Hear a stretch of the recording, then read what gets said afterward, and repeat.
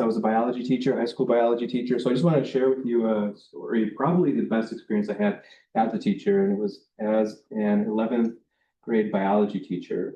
And I thought that it was a small rural school in Kansas, and I think maybe 10 students in the class. It was an advanced placement biology course. And again, 10 students, wide range of abilities and interests and things like that. So, for example, I had two girls who wanted to go into medicine.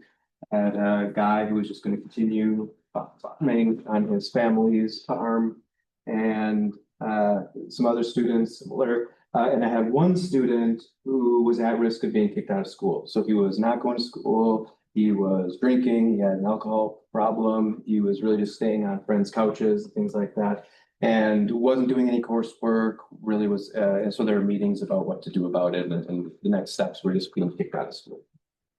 So in my biology course, the entire year, we worked on an aquaponics system. So instead of just doing textbook work and things like that, I just gave them all a challenge that by the end of the year, you have to have a functioning aquaponics system. So if you're not familiar with that, it's essentially growing plants with fish. It's a self-contained system. The only input is fish food. Once you have the system going up, the plants clean the water, and the fish provide nutrients for the plants.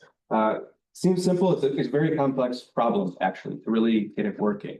For example, you can't use any copper pipes because copper is toxic to fish, things like that. For example, the two girls who wanted to go into medicine, they spent their time studying from the textbook. Every day they would come into class, they would have a chapter that they'd be working through together, they'd give themselves quizzes, things like that. The people working on the system would talk to them about different things related to the technical stuff related to biology and anything like that. This student who was at risk of being kicked out, turns out he had savant level drafting ability. So just something completely out of the ordinary. And he started drafting up plans as they were talking, discussing stuff. He would draft it up. And then his hands-on skills in the shop class, he could fabricate anything. So he had the savant level drafting ability, his ability to fabricate anything they came up with. He was doing that. So within a few months, the new problem was he was skipping other classes to be in the biology classroom and in the shop.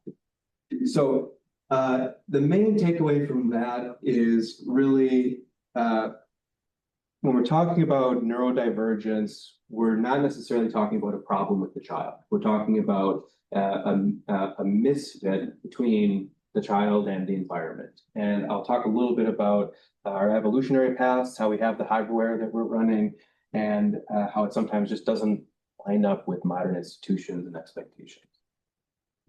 So we'll look at neurodivergence, what it actually means. We'll walk through 5 domains that I think are relevant for advocacy, and build some language for stuff that you can use concretely. I'd definitely love to hear your feedback on this. I'll give you some practical advice, and I want to hear if that misses the mark.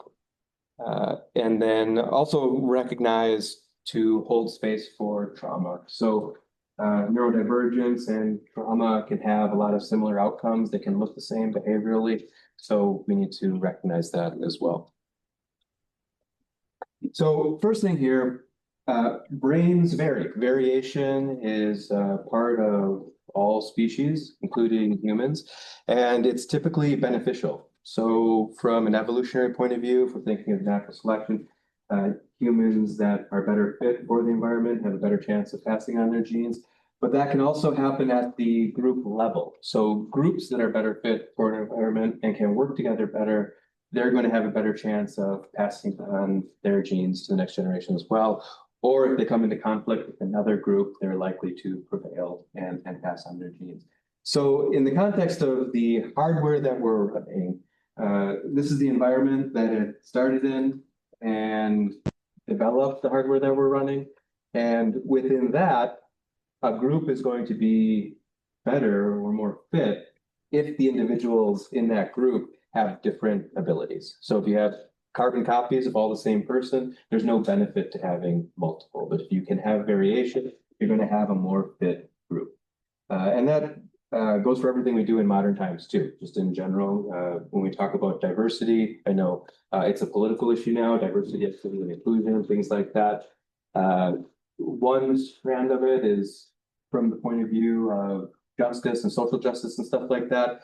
And the other view is just from performance. Organizations are going to perform better the more diverse they are, the more diverse the perspectives are.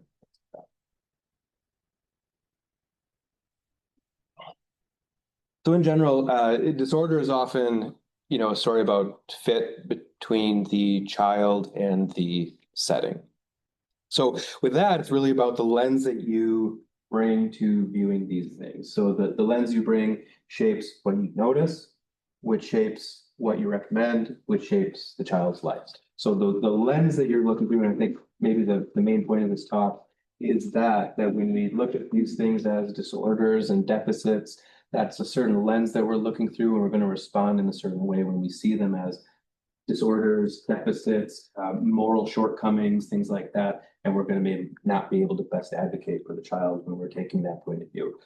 Instead of just recognizing that variation is natural, we're all different, and we're lucky enough to have been in a place where we were able to use our strengths to function in the world, and we want to increase the opportunities for others to do that too.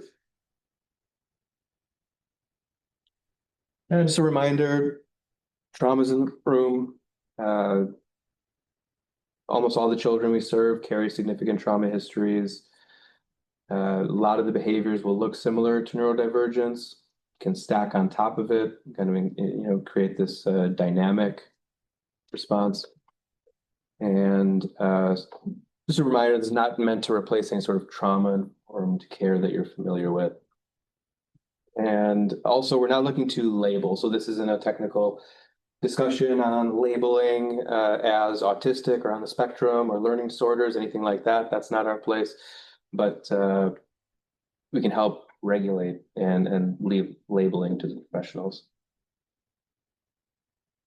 Okay, so we're talking about neurodivergence. It's almost 100% of the time that children will have what is called a spiky profile. So spiky refers to the fact that there are highs and lows. And so a typical, like an average child, you would see a much more even distribution on these things. So their verbal abilities, their memory focus, spatial reasoning abilities, social abilities, and then motor control. Again, in neurodivergence, it's really common to see these spiky profiles where we have exceptionally high abilities in one area and exceptionally low abilities in another.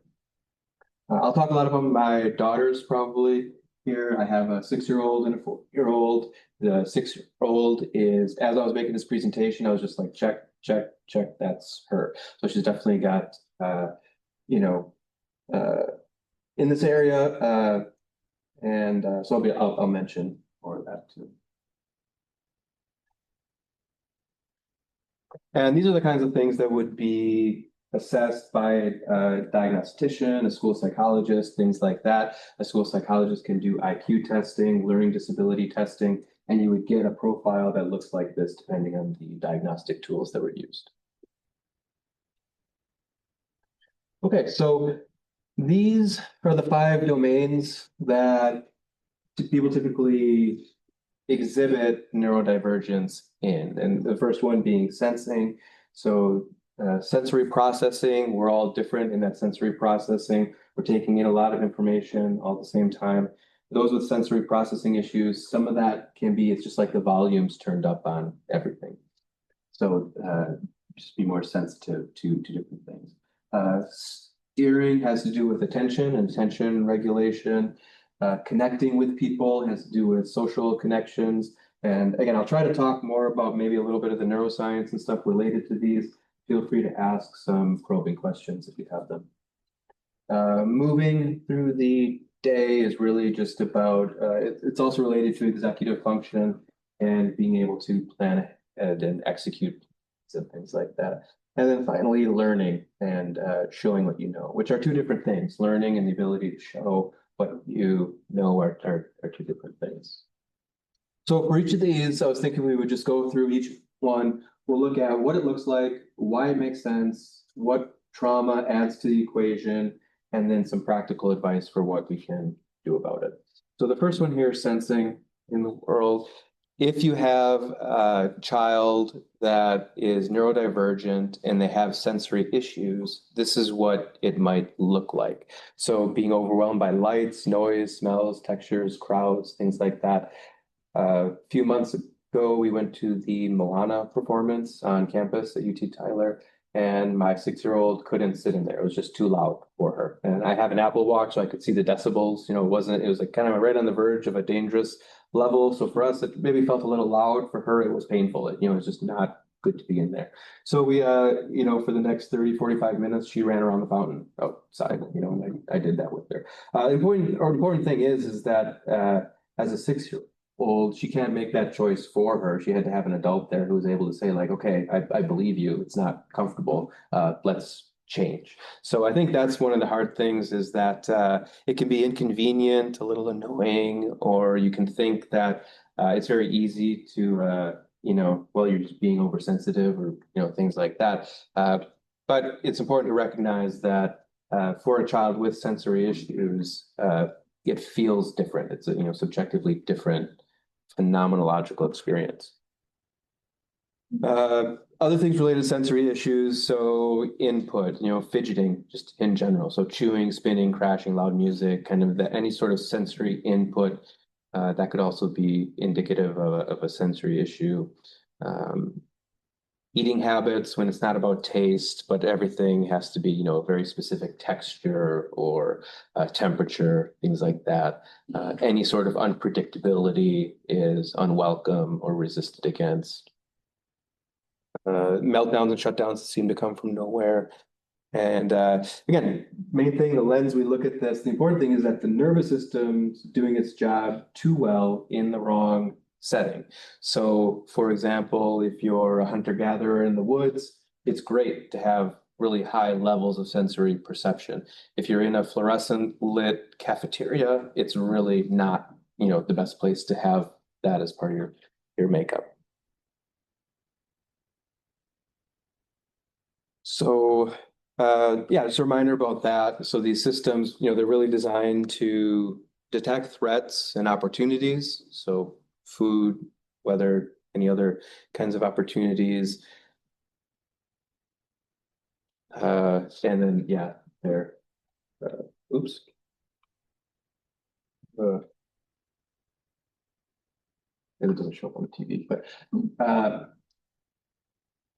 so recontextualizing this, not something broken, it's just different. It's, wiring tuned for a different room, a different environment.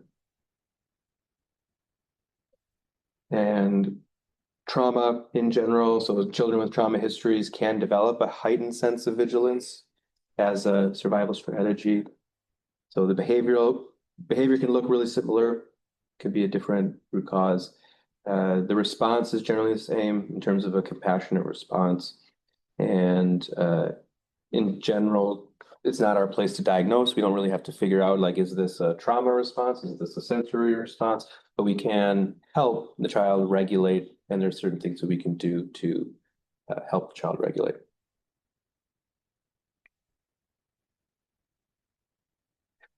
So a few things for us concretely to do: notice the environment before you judge the behavior. What is the room asking of the child's nervous system? It can be great to advocate for low-cost accommodations. So often through the school system, you should have some opportunities for that. Quieter visiting rooms, transition warnings, permission to fidget, headphones, sunglasses indoors, things like that.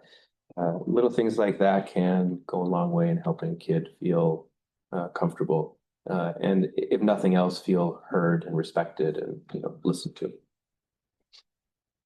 In reports, describe triggers concretely. So shut down when the AC compressor kicked on. So I'm thinking of an environment where, it's just a loud bang or something like that from the AC compressor. And then that triggers that cascade neural response that then shuts them down. That's probably a trauma response. And But again, being specific about that as opposed to was dysregulated or exhibited, some other type of behavior can be better. Okay, steering and attention. So one thing related to this, if we're going to look at it from a neural point of view, we develop three functional systems that our brain uses to navigate when we're conscious.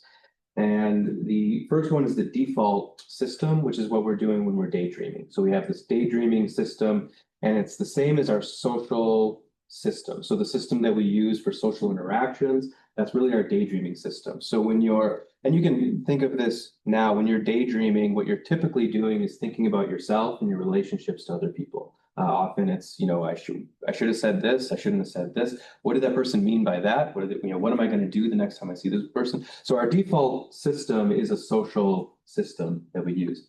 The other system that develops is called the salience network, and what that is responsible for is alerting us to goal-relevant information or goal-relevant stimuli, and then switching to our central executive system, which is our ability to execute a concrete task. So when we're focused on solving a math problem, doing work, anything like that, we're using our central executive system.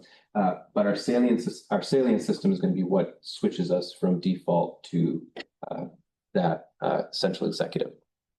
So when it comes to attention, specifically adolescence is a really important time for the development of that salient system. So we're talking about sort of these salience flags that mark things as relevant to our goals, whether that's survival or more abstract goals. In trauma environments, that system becomes tuned to a totally different set of markers and stimuli than in a non-trauma environment. So it's important to recognize that. Any questions about that? Because again, that's kind of more my area. We have a question from the chat asking, kind of, is autism the same as neurodivergence, or what can you say in word form to Yeah, great question. Yeah, so autism would be under the umbrella of neurodivergence. So neurodivergence is going to include anything that diverges from what we would say is typical, and autism spectrum disorder is going to be one of those. And I'll mention it too in some of the things. It's generally connecting with people. So generally, autism spectrum stuff is referred or categorized by the person's inability to connect with people in a way that we would see as typical. But any other questions? Yeah. I don't have a question, but I kind of have a suggestion. Yeah. Going back to accommodations that are inexpensive. Yeah. I was a high school teacher also, and then an elementary principal. And one thing we did for younger kids to help with them knowing what was coming and their sense of needing a routine, especially kids who had a trauma background, was create a picture schedule of, and it's super easy and it's super cheap. This is what we're doing now, and when we do this, then we get to move to this. And it just gave them a sense of, I think, kind of control of knowing what was happening. And I asked for that for my kids a lot, but it's something super cheap that we could even do or talk to foster parents about doing, because it kind of helps them to have a guide sometimes. Yep. I think, if that makes sense. Yeah.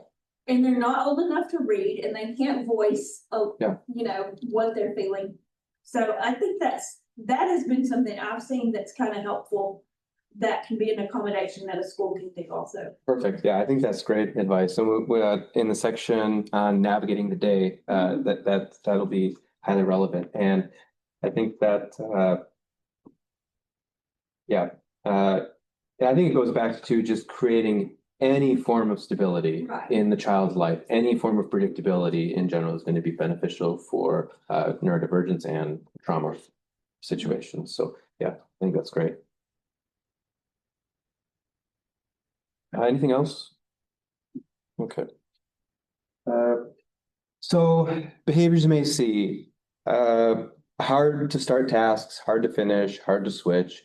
forgets materials, loses track mid-sentence, zones out. Again, this all like attention deficit disorders would be under this attention category. Beware too, again, we want to take this strengths-based approach. Oftentimes this is associated too with hyperfocus. So when it may be hard to focus on some things, but they'll find that thing that they are entirely motivated to engage with, and they'll be able to hyperfocus on that stuff. And that can be a real asset. And this last one here too, big gap between what the child can do and what they do.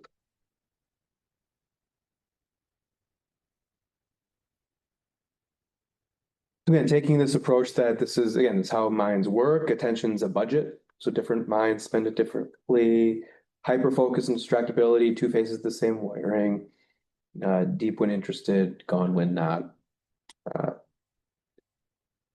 Exploiters is a term or a certain type of person who, as opposed to explorers who are more diffuse with their attention, they're able to just they're sampling a lot of things at once, whereas exploiters are able to focus on single tasks and things like that. School rewards exploiters that ability to focus on one single task, but really life explores people who are a little more balanced in their abilities and their attention's a little more flexible. I have an easy question. Yeah. Are we going to have access to your PowerPoint Yes, I sent it. So yeah, it can be sent out. Yeah, you're free to have. Yeah. instead of taking pictures? And Yes. Yeah. Absolutely. Yeah.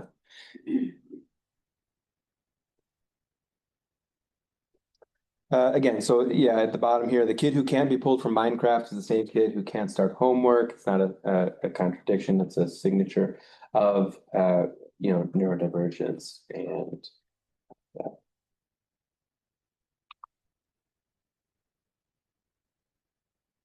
so this is something really important too.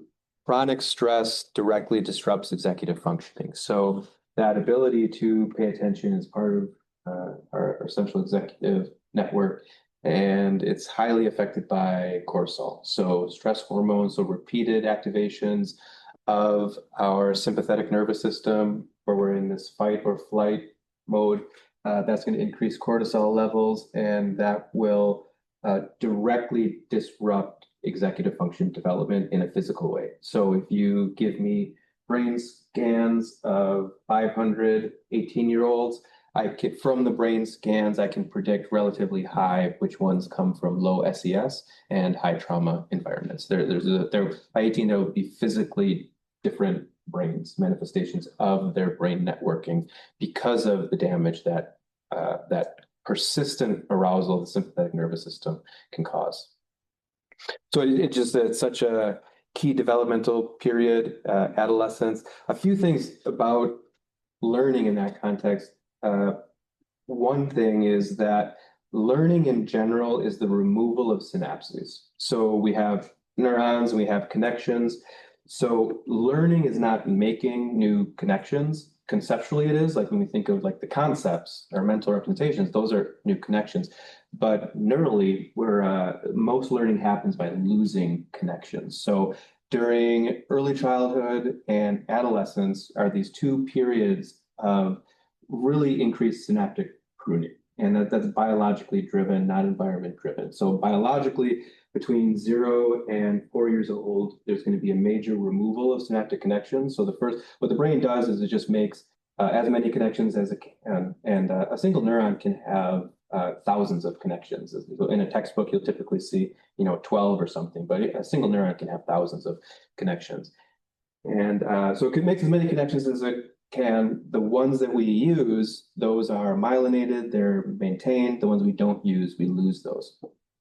So we have these two periods of synaptic pruning, 0 to 4 years old. That's why early development is so important for language development, because it's really a one-shot chance to develop the foundations of our language. So a lot of it has to do with phoneme recognition, so the sound recognition and things like that.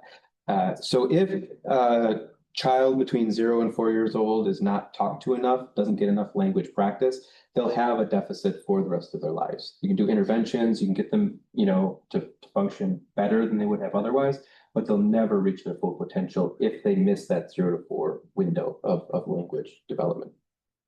The next major period of synaptic pruning is adolescence. So, and during adolescence, we can lose upward of 30,000 connections per second. So there are certain periods, and that's more just a testament to just how many connections we have. We have a couple of trillion, 100 trillion or so.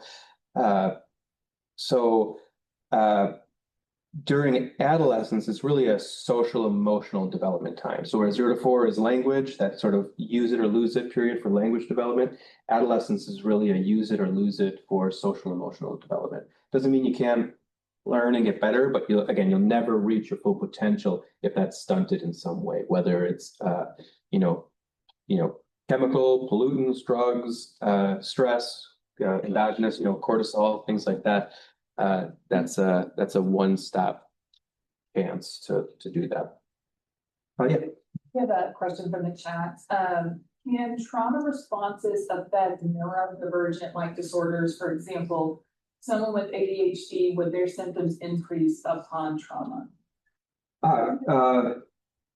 So I don't want to say too much because I'm not a clinical psychologist, but I would just say it's going to be a dynamic interaction, and every child is going to be different. So there are some children, again, just personality traits wise, they have certain traits of resilience and things like that that are going to be able to those challenging situations, end up having positive, outcomes, things like that. So I would just say there isn't necessarily one or the other, but it will create a dynamic interaction. It will interact in some way to create a different symptomology.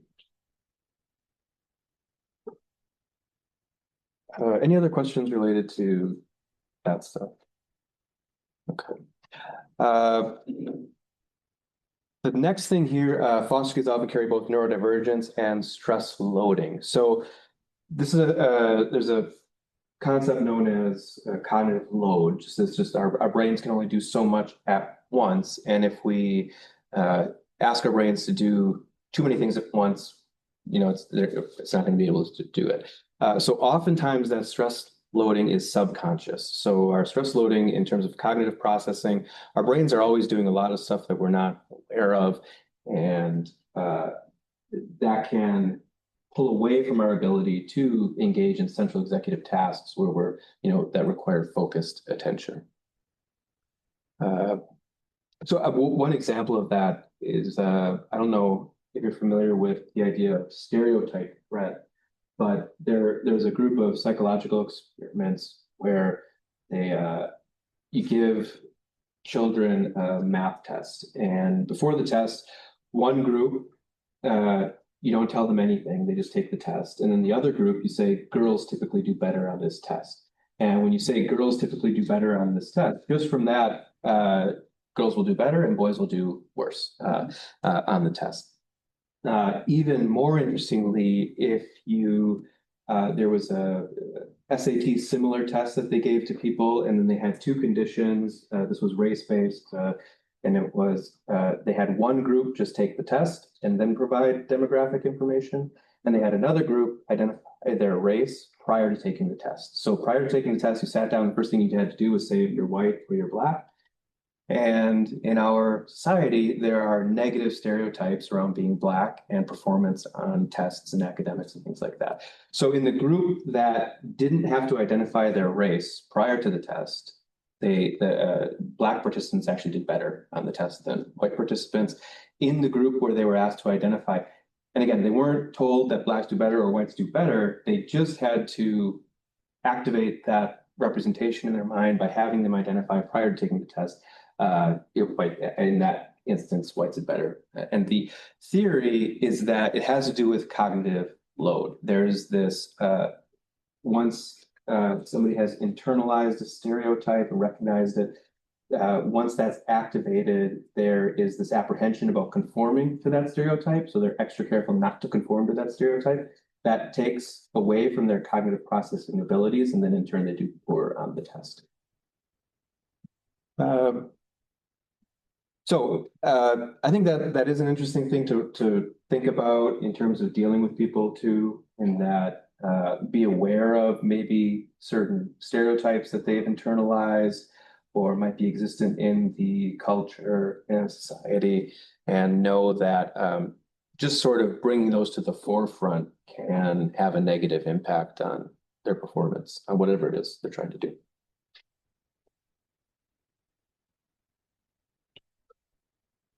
So again, often a child who won't focus, they're allocating bandwidth, their brain is involved in way too many other things like threat detection and things like that.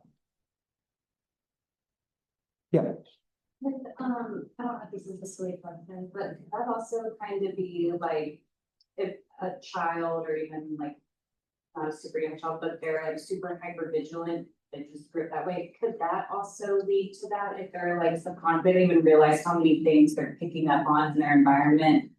Does that make sense? Yeah, definitely. And I think really what it is how like it's a process of habituation. So like the things that we do first consciously and effortfully, they become effortless and background and subconscious. So that's what our brains are designed to do for efficiency. And once again, if that happens during adolescence, you're solidifying those networks in place for that. And it's kind of to overcome that takes a lot of direct, therapy and cognitive behavioral change therapy and things like that to recognize, kind of dig into your subconscious and recognize what you're really doing, how you're processing information, and then to change it. But that's a difficult and long process. Mm-hmm. Good question.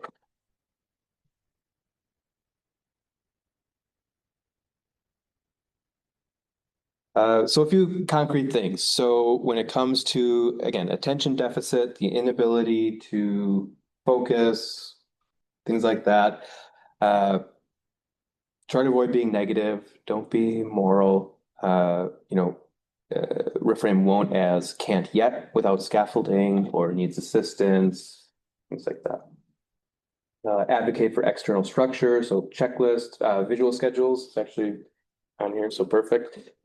Shorter task windows, things like that. Again, don't forget the positive things. So treat intense interest as evidence. This would be, again, evidence of neurodivergence. We have this situation where at school they're unable to do stuff. However, we see that in the right environment, they're perfectly capable of doing this stuff. It's an environmental mismatch. Yeah. What's that word scaffolding? So scaffolding refers to, let's see, so essentially we have things that we can do by ourselves, and there are things that we cannot do. And in between that, we have things that we could do with a capable other. So we have, supported by another person.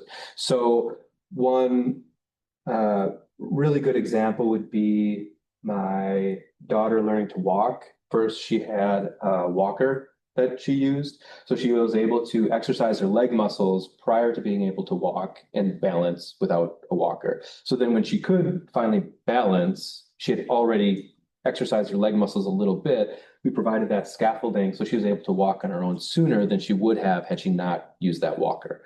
So scaffolding is really just generally in educational context, is the specific some sort of specific support structure that you use to get to a further endpoint. And eventually you remove that structure so that they can do it on their own. So it would be more than just help. Yes. Yeah. So typically it'd be like a deliberate and planned intervention specifically related to some other outcome down the road.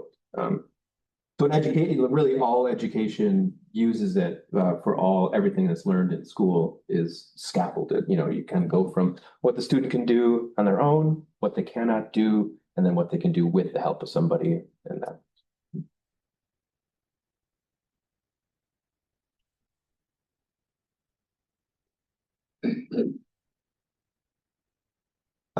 And this is another thing, moral framings. My dissertation work and a lot of my research work was on moral framing. So just how we as humans, we are inherently moral creatures. We spend a lot of time judging ourselves and other people. And it's very easy to fall into framing things morally and seeing them as sort of this good and bad type thing. as opposed to just a more realistic view and a more positive view.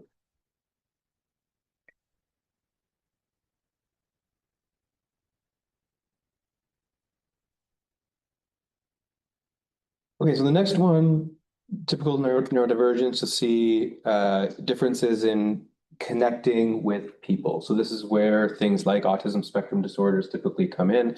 It's generally with that connecting with people.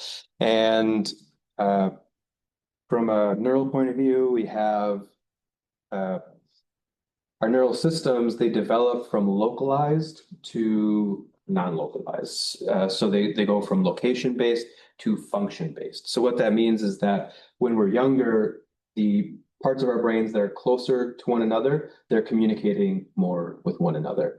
As we get older, that switches to a function-based network profile where the part here maybe is communicating with the part over here because we've consistently activated those two things together.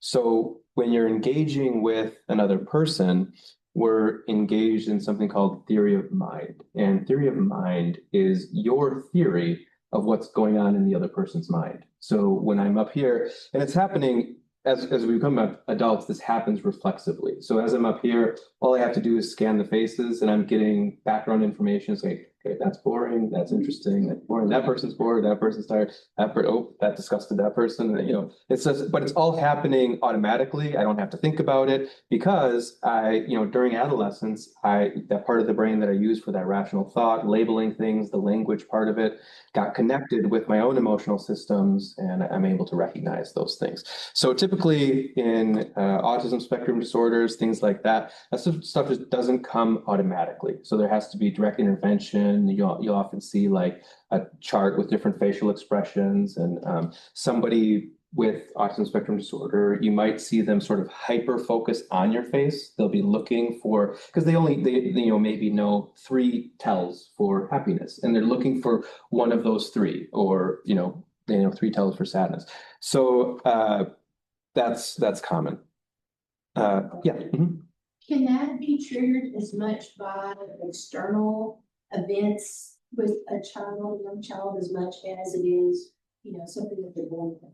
I think definitely. I think, yeah, every child's gonna be different in how they respond, but I'm just thinking of just stuff that could kind of push somebody into their shell. If they've had these times where maybe it's really complex, but just, yeah, I think definitely the environment can do that. It can push somebody into their shell.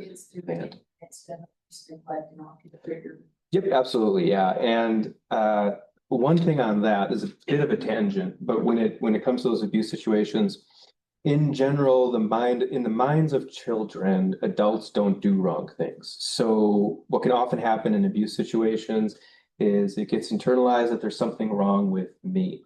And at a biological level, this is the difference between guilt and shame. So guilt is a pro-social response. So in general, when we feel guilty, first of all, that's an innate thing. Some people just don't feel guilty. Psychopaths don't feel guilty. Some people can't do it. But when we feel guilty, it's just an indicator that we've done something wrong and we need to take some sort of action. It's a motivating emotion to repair that relationship. Shame puts the focus on the individual, not the behavior. So we can feel guilty about a behavior without feeling shame about ourselves. Shame kind of turns that and internalizes that there's something wrong with me. And that actually is a biological response. It's really fascinating, actually. The way I think of it in terms of my research, if we take an evolutionary point of view, talking about group fitness, what's the fastest way to make your group stronger? Something you can just do relatively quickly to make your group stronger, and every group can do it. About the strengths within the group. Could do that, yeah. What if you find out someone's really weak, and a hindrance to your group? No, but I mean, like, everybody look at everybody's strengths and how do we work together? Yeah. Because there's something for everybody. Yeah, but what if there's someone that's so weak that it's a detriment to the group? Someone in the chat said it's unfortunate, but I don't think that's what you're getting at. Kick them out. I'm flipping the script. I'm going, yeah, you guys are looking for the positive, like I've been telling you to do. And exactly, kick them out. Yeah. So if there's a member, and it only takes one bad egg sometimes, it's a major, that's something about group dynamics.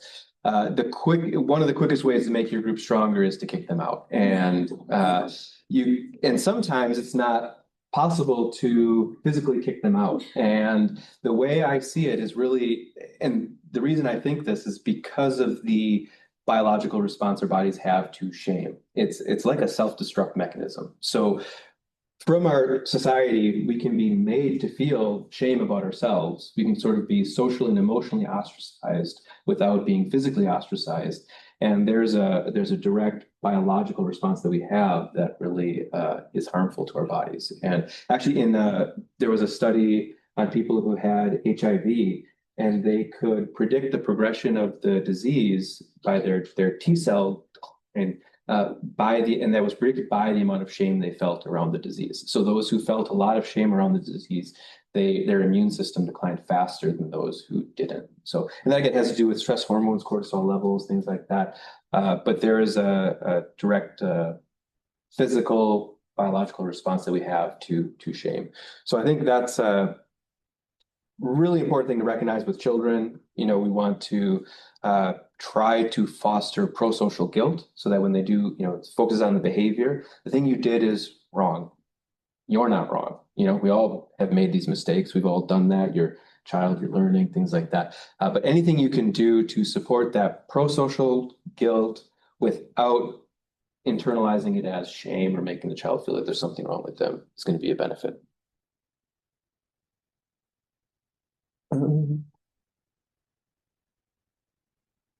Again, so these would be typical of autism spectrum disorders, takes language literally, so misses sarcasm, hints, unstated rules, all those nuances of social communication. Talks at length about a passion without reading the listener. Again, so they miss that signal that, okay, this person's bored, just goes right over their head. Socially sharp in some contexts, completely lost in others, and may mask, so performs normal social behavior at school and then collapses at home because it takes so much cognitive energy to put on that mask, act how they see other people acting, but it's just not really them.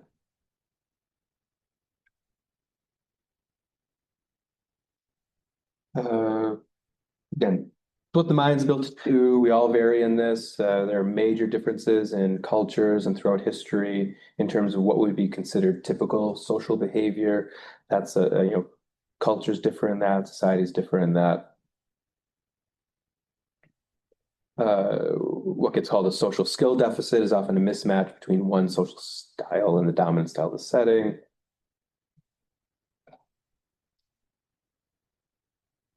And then a child who might prefer one-on-one conversation as opposed to complex social groups, they might not be deficient. It might just be a personal preference. This last thing here, the social struggle is called real pain. The child isn't broken, but the pain is real and it deserves a response. So that's another thing to recognize too when it comes to social struggles. Because we are such social animals, we have those built-in things where ostracism, not feeling included, not feeling support of a group, that actually is physically painful. It causes stress and can be harmful. Peer pressure, the whole biological explanation for peer pressure is that we have evolved such strong resistance to being ostracized. We are so because if we think of our evolutionary past, the single greatest threat to our reproductive success would be the being kicked out of the group. That's going to expose us to all the other threats of starvation, wild animals, whatever it is. That's the number one threat. So we have built-in psychological mechanisms to remain a part of the group. If you've ever tried to talk to somebody who has political beliefs and you tried to change their political beliefs, how did it go? Yeah, it's not going to happen. And because once we identify with something, once we see a belief as integral to our belonging in a group, we will will disregard direct physical evidence and maintain that belief because, again, we have the psychological mechanisms are going to prioritize in-group membership as opposed to any sort of truth finding.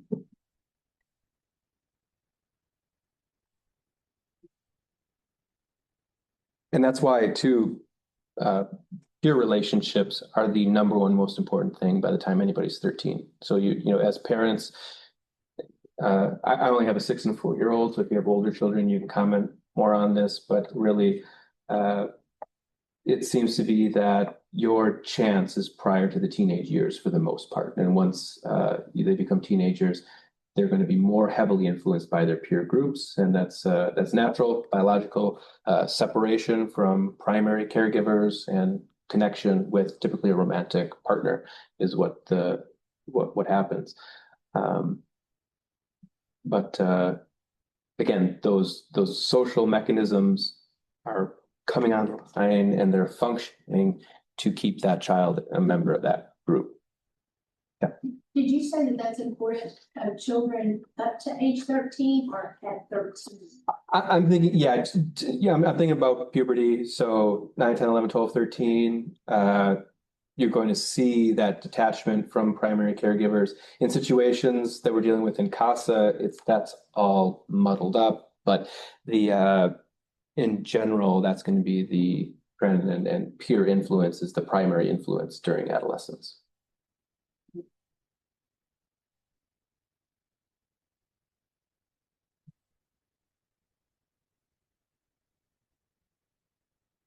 So yeah, trauma can reshape social wiring to hypervigilance, difficulty trusting, flat affect, fawning, all common.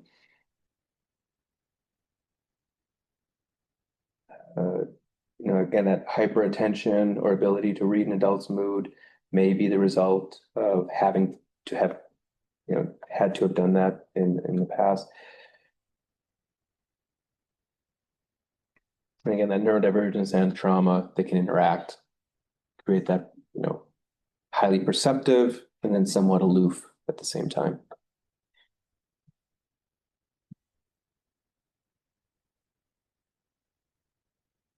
So a few concrete things: don't mistake communication style for communication ability. You know, again, some people don't do well in social groups and they never will, or big groups and they never will. And some people are great one-on-one. Some people prefer, you know, a more complex social group. Again, eye contact isn't necessarily the primary indicator of listening. So eye contact may be separate from listening. Just because they're not making eye contact doesn't mean they're not listening.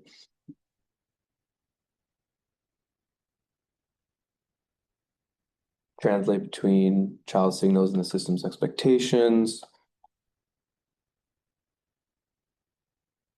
And then finally, in documenting, answered fully but didn't initiate, as opposed to just seems antisocial.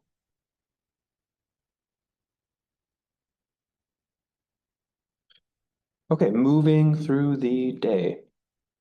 So this again would be typically an executive function disorder. Big reaction to small changes, schedule shifts, new foods, switch placements, strong need for routine, predictability, sameness, difficulty with transitions, hot or cold emotional regulation. So, you know, either explosive, shut down, or switching between the two. And then time blindness, that inability to really keep track of time.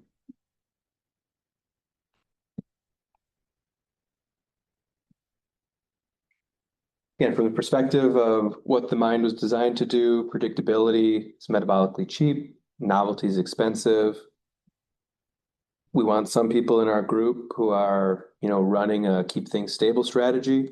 And then we want some people who are sampling widely, more flexible, and exploring other possibilities. So both pay off in the right environment. Foster care punishes the first one badly. I think this bottom one here, that behavioral rigidity is often a child trying to build a floor under their feet. Do you have any experience with that? Are there any cases you've had where children seem especially, I'm just wondering how, in the context of such an unstable environment, they try to build that stability through rigid routine, anything like that. Have you seen any evidence of that?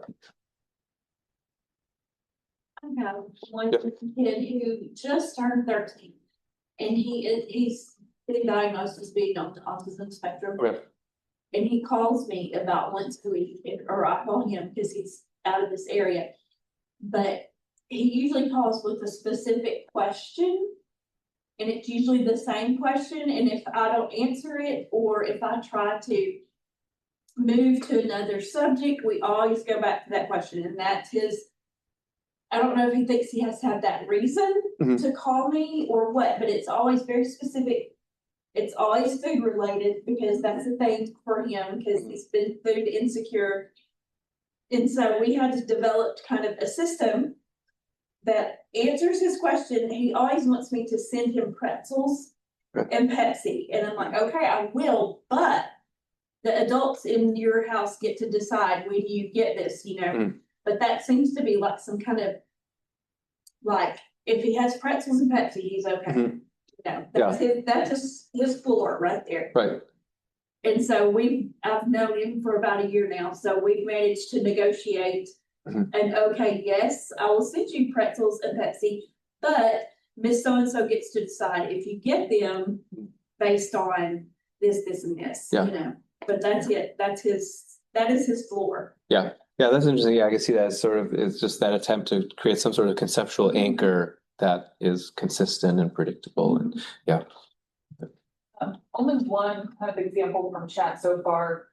One of our newer advocates says that with her own son, who's 5, instead of saying, go put your shoes on, she'll say something along the lines of, I see your shoes over here. And she's noticed that that's helped him kind of realize, oh, it's time to put them on. Like, she doesn't see them on my feet. Yeah.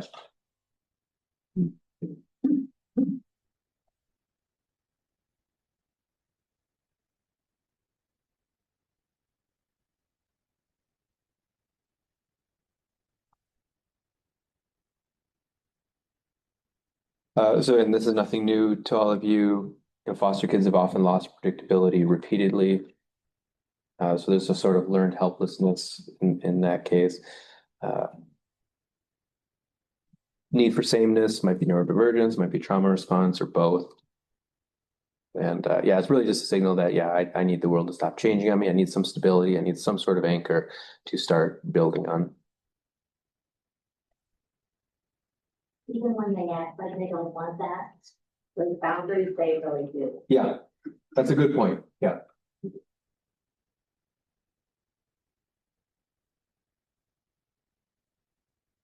I think this probably maybe a protection mechanism to kind of fawn that they don't want it, you know, and because they don't expect to get it, and they're not going to be disappointed then.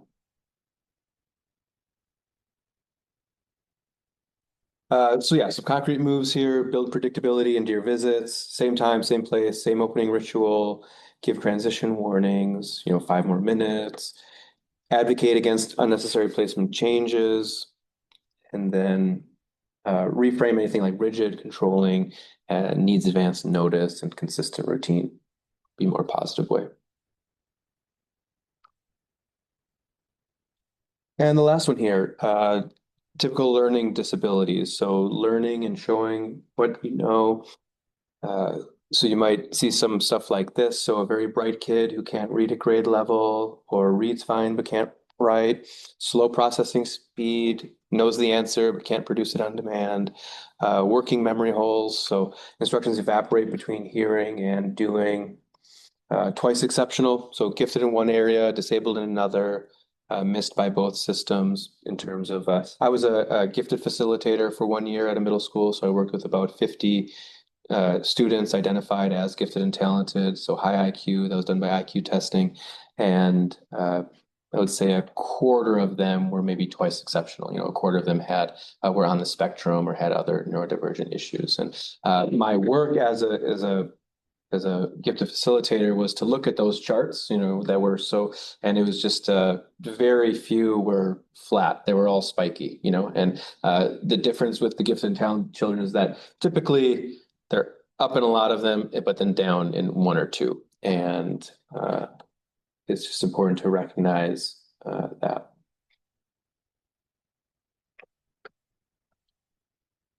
And then a massive gap between what the child knows and what the child can show in a test. That would be indicative of what we would consider a learning disability.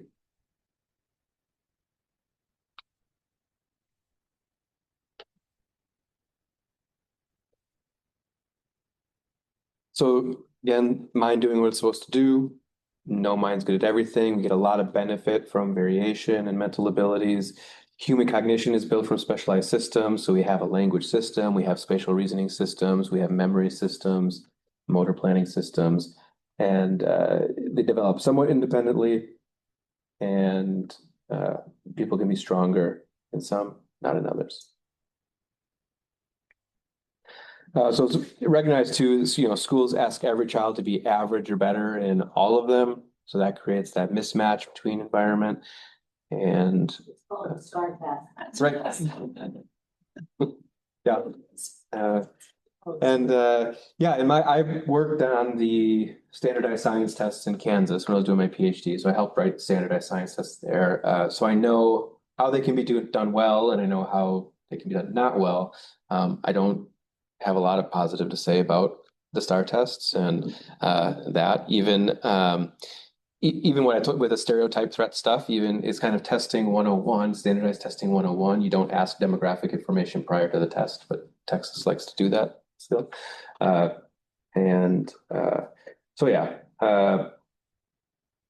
think that's key. When I was a gifted facilitator too, I had two classrooms. I had a science laboratory and I had a carpeted classroom with desks. First thing we did was take out all the desks from the carpeted classroom. Parents donated beanbag chairs and carpets and lamps, so we didn't have to have the fluorescent lights on. We had a bookshelf and books on mindfulness and meditation and all the different major world religion texts and things like that. And they got to choose. They had that choice. They could be working on the stuff we're doing in the gifted and talented class in the science laboratory, or they could just go to that other room and chill out. And that does a lot. Just giving that choice, providing that space where they're confident that if I do start to feel uncomfortable, I'm going to have a safe place to go. Because a lot of my work is really focused on that in education, that it kind of looks at that kind of stuff, because it's really not fair to put people in that they're not in prison, they should have that freedom of movement and freedom of choice to a much greater degree than they have now in school. And I think the reason they don't is because there is that mandate for standardized testing and all of that. And funding. Yeah. Mm-hmm. Yeah. For lack of. Yep, exactly. Yeah, it's how, and it's just how you'll be judged as a teacher, how the district will be judged. So everyone's kind of pushing for that kind of stuff. Funny thing is when you do the right thing and do it the right way, the standardized testing stuff tends to take care of itself. It's pretty, like for a really rich, open-minded person, standardized testing is pretty easy once they've kind of been given the chance to kind of think outside that box. A question in the chat. Why does the education system require a burden of proof or simple accommodations like extra time? I don't know if you noticed that. Yeah, I'm not sure exactly, other than it's trying to make fair accommodations for everybody as opposed to just everybody getting extra time kind of thing. I guess does that answer the question? I'm not sure if, yeah. Yeah. Because again, I think the real answer to that question is just the system as a whole. It's just the way the system works. Oh, the I's cross the T's. Yeah. Mm-hmm.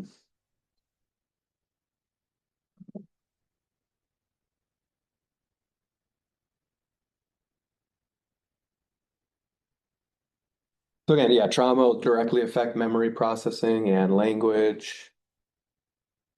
When we see things that, see that child that we would say isn't trying, and it's really just, allocating resources to survival or other things. You might be familiar with Maslow's hierarchy of needs. You know, we have to have certain things met before we can start doing the more abstract stuff of society.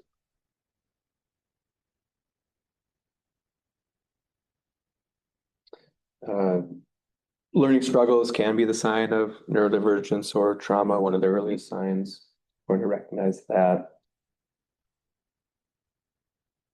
And schools will generally treat it as a behavior problem before they see a learning problem. So in general, what will happen is the first person to be aware of the learning problem is going to be the child. And the way they handle that, they're not going to have the tools to handle that productively. So they're going to act out. They're going to try every other thing that they can do. And the school sees it as a behavior problem when really it just might be a learning problem that's causing the behavioral issues. Is there some easy way to navigate that? I think the best way is probably just evaluation, advocating for an evaluation, advocating for a formal evaluation, and that would look specifically for learning disabilities. So IQ testing, things like that, the school psychologist should be able to do that. And so some sort of evaluation that would be able to, that'll give you some insight into, is it truly a learning disability? Does this person have a working memory deficit? And if they don't, then yeah, could be for behavioral. Or mandate that they're all tested in the beginning, because like he says, if there's a behavioral issue, you're labeled with that, and the other stuff isn't looked at until later. And so should all children, in your opinion, be evaluated like very early? One problem I see with that would be sort of the self-fulfilling prophecy type thing. Children, we can predict pretty early aptitude for different things, much earlier than the school system recognizes.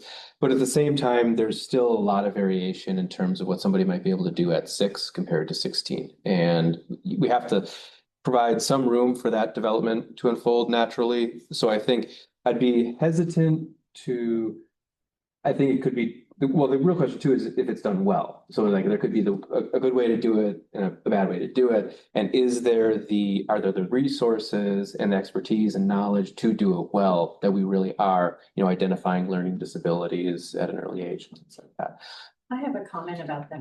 So I'm a retired educator. The problem with that is, it's not really a problem, it's the teachers are typically the ones that first notice if it's a behavior or learning disability. And there are assessments that, in a lot of the districts, there are assessments that pre-K, K, first grade educators provide those assessments for children to help recognize some of those things. But again, it gets back to funding, whether or not the school district has the funding to provide some of those tests. Some of them are mandated, but it takes a while. It's cyclical. It takes a while for the districts and the state to be aligned on what should be assessed or what must be assessed. Does that make sense? Well, and also you have, by the time they get to pre-K, or if they're in early pre-K for 3-year-olds, kids have experienced life in different ways by then. Like we have some kids who are 4 who are in foster care, and then we have 4-year-olds who are being raised by a 2-parent household with 2 jobs. And all of that affects the way they take a test and what they've been exposed to prior to that test. So I think in my personal experience, I think it will be really hard to do that in a valid way at that young age. If that makes sense. In my mind it does, but. And as an educator, been in administration, there are good teachers that really look at trying to assess and to help children. And then there's some teachers that just do what they're told to do. I hate to say it, but true. check off the boxes. Yes. But couldn't this also look differently for, there's some kids who go through school without no one ever identifying that there's, I think about my younger brother, we didn't know that he needed like accommodations in school for a while though. Till honestly, I think it was a little too late, like it should have been, but like we didn't know, no teachers were bringing it to us. And like, I'm not saying our brother had terrible behavioral issues, but I think about some of the ways we have been responding at times and like, he didn't even know that he needed that. And so like, I think it also makes you, as you get older, everyone around you, peers, like you said, that, say the peer influence begins, like starting around that time, and so if you feel like all your friends are finishing their tests before you. Like I have to argue with my daughter that you do not need to be the first person to go turn in your test. I mean, it's like different, but I just. Is there, I guess my question is there a different way to go about it if the kid is older and maybe no one's ever thought they were just labeled as a problem kid and no one thought to look at it? Yeah, if the one thing that came to my mind was that prior to that peer influence, there will be performance I don't know what to call it, but essentially performance monitoring with their peers at an earlier age prior to that peer influence. So it's generally about like third, fourth, fifth grade is when they'll start noticing where they stand in math relative to their peers. So during that stage, it's really important that they're given the opportunity to have these mastery experiences where they go from not knowing something to having to struggle a little bit to then knowing it. So that teaches them that they can do that.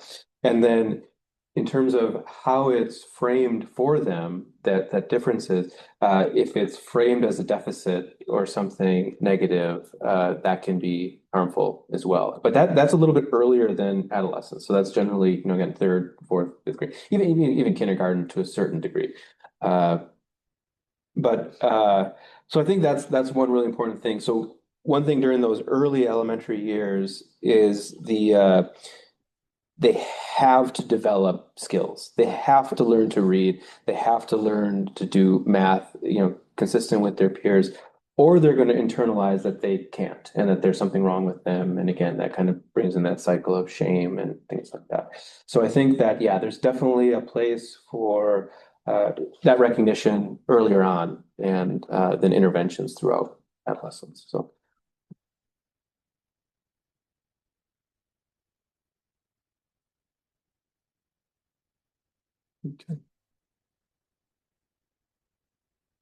Okay, so some concrete moves here in school meetings. Ask, has the child been evaluated? So that's really important. So if there's this persistent issue in school, whether it's learning or behavior, ask if they've been formally evaluated. Dig a little deeper into that. Who's doing the evaluation? What is the evaluation? What is the test? All of that stuff, I think, is all reasonable. From there, you can push for accommodations. So the law, says that every student is entitled to certain accommodations and supports. So be aware and ready to maybe look up what that means in that situation. Try to document the gap between what they can do verbally and what they can produce on paper. Be mindful of the twice exceptional patterns. This gets into some like growth and fixed mindset stuff where people have to believe that intelligence is not a fixed trait, that they can become smarter, that they can develop their intelligence. And then don't forget to mention any strengths as evidence. So yeah, they're failing in school, but they've been building model rockets for 2 years, or he's also he repairs bicycles in the neighborhood, or whatever it is.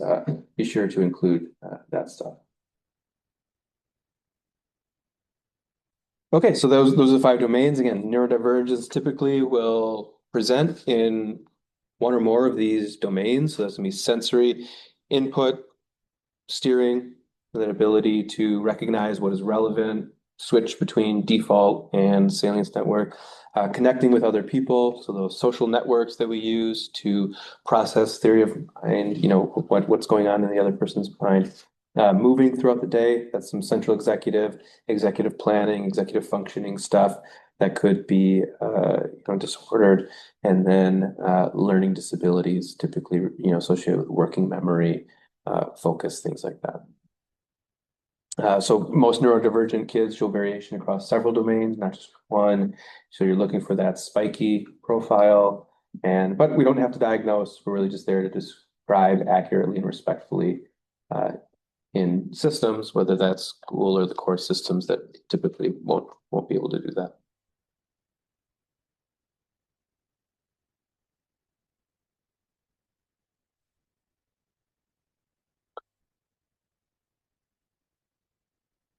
So yeah, this kind of goes into this idea. I think it really gets back to that shame too. If you're told you don't fit into the system, it's easy to internalize that as something wrong with the individual. So it can go a long way if you help children recognize that the problem is not with them, it's really the environment, the systems themselves that have not supported them in the ways that they need to. So I think two takeaways at the bottom here, that in general, when we see this neurodivergence, it's the turning up or turning down of these different dials, but it's the mind doing what it was meant to do. So in general, it's the mind doing what it was meant to do. It just doesn't fit that environment. It doesn't fit that context. And what we can do is change, to the best of our ability, that environment, that context. And the bottom here, attribution drives recommendation. So what you attribute the problems to will determine what you recommend and how you approach the case. So if you're changing that attribution, you change the case. So recognizing if you're attributing certain behavioral issues or struggles with certain things, it might change how you approach that. I have a question kind Yeah. of related to what you were speaking on. And I think some of our case supervisors and even fellow advocates can maybe have some input. How can we teach self-advocacy scripts or wording terminology to young children in the system so they can articulate their sensory and cognitive needs to rotating caregivers or professionals? That's a really good question. I wish I had more specific information on that, but I think all I can really say is that is important. I think as advocates, that would be probably the most important thing, is helping that child to advocate for themselves.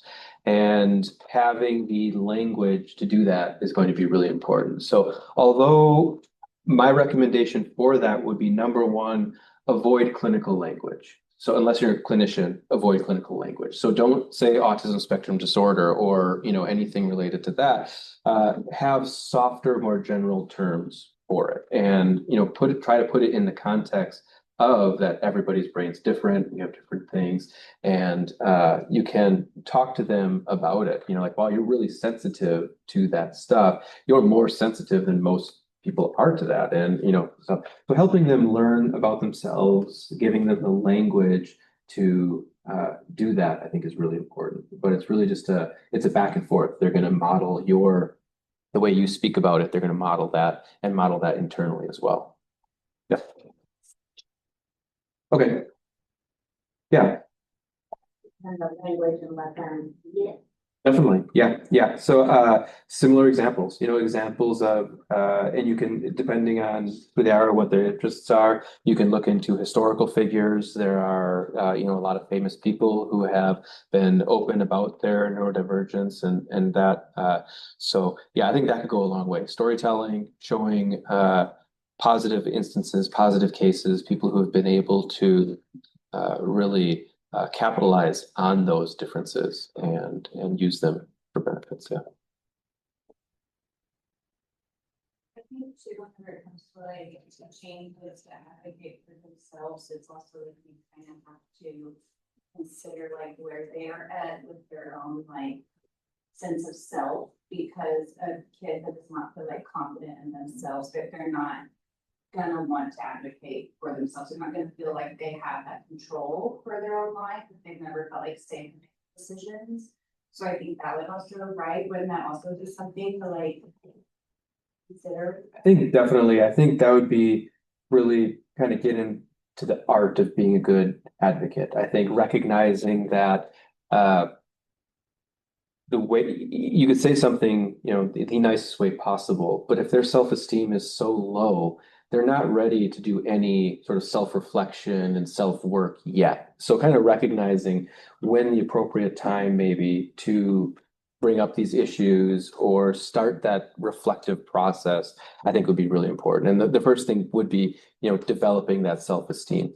At the same time, I think it can go a long way too in you can build self-esteem by addressing some of those things and the way that they see you respond to it. So you're modeling of it. So just to hear you talk about it in a way that is not reactionary or negative, if you can kind of just talk about it nonchalantly as just another thing we're talking about, then they see that as like, okay, that's just another thing. It's not, everything. So I think, yeah, it goes into the art of being an advocate and kind of knowing when and how best to, because at the core of it is going to be building them up. They need people to build them up. They need to build up their self-esteem. They've already internalized a lot of shame and feelings like that. So I think, yeah, number one, build them up. And then in that building up process, recognizing flaws, areas for growth and stuff like that as opportunities as opposed to deficits or something wrong with them. I think that's good, yeah.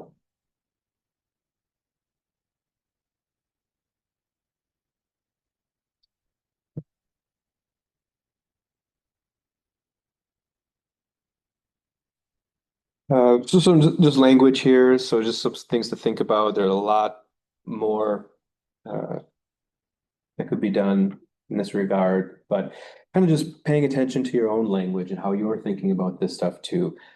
So, thinking of words like defiant, lazy, antisocial, rigid, distractible, won't. Replace all of that with things like needs advance notice for transitions, struggles to initiate without scaffolding, communicates best one-on-one, relies on routine to regulate, attention is drawn to novel input, can't yet without support, things like that. Those are small linguistic changes, but they can totally reframe all of it in a different frame.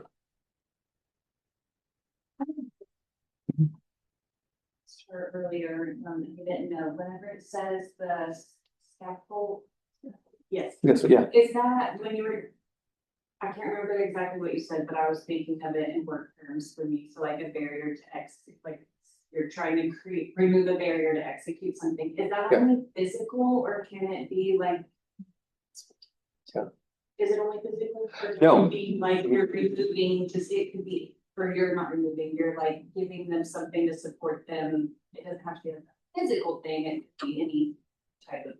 Yep. Yeah, absolutely. Yeah, yeah. And that scaffolding is really going to just refer it. The theoretical stuff is really to Vygotsky. If you're familiar with Vygotsky and the zone of proximal development, the zone of proximal development is that area of stuff you can do with support of a capable other person. So I think that goes for everything. So that's our emotional regulation, our language abilities, everything is existing in that zone of proximal development when we're learning and engaging with other people. So I think even, if we go back to like building self-esteem and things like that, a really practiced or experienced practitioner will be able to sort of intuitively scaffold that as opposed to, going for the end right away. They understand that, okay, we need to have this before we can have this, before we can have this, before we can have this. And they're going to go through those, steps deliberately and patiently. I think it's hard. It can be hard to be patient in those contexts. So.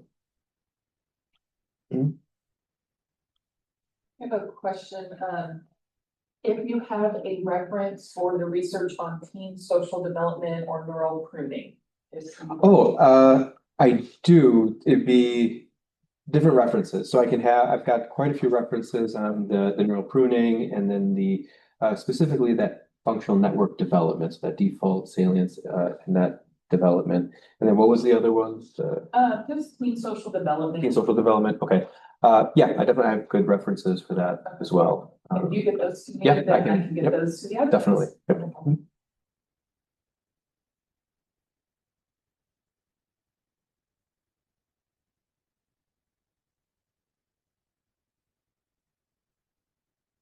Yeah, and the social development stuff would be under experience expectant and experience dependent learning. So experience expectant would be something that has been so consistent in our evolutionary past that biologically we're expecting it from the environment. So language development is an example of that.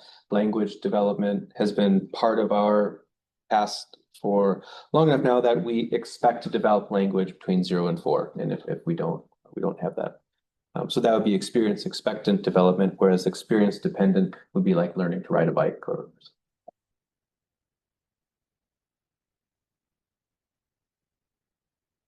And the specific researcher, if they want to look right now, would be Blakemore, Blakemore.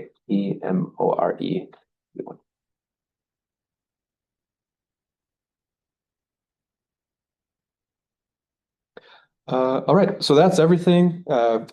Few reading suggestions. These are popular books related to neurodivergence, autism, things like that. And I can share these PowerPoint presentation with you. And then I just want to thank you for all you do. Really, I envy you, I admire you, I appreciate everything you do.